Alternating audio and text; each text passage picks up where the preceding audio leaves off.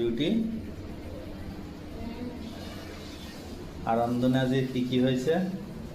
আজ তো রান্না হয়েছে, অনেক কিছুই হয়েছে। দেখো ভাত,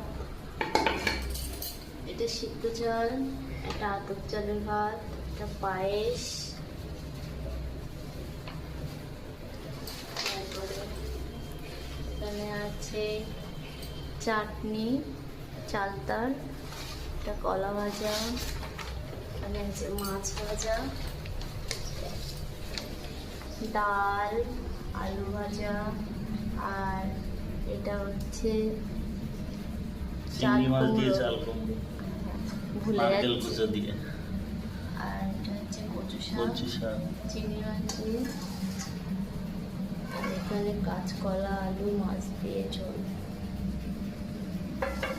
আর ওদিকে ভাত হচ্ছে এখন।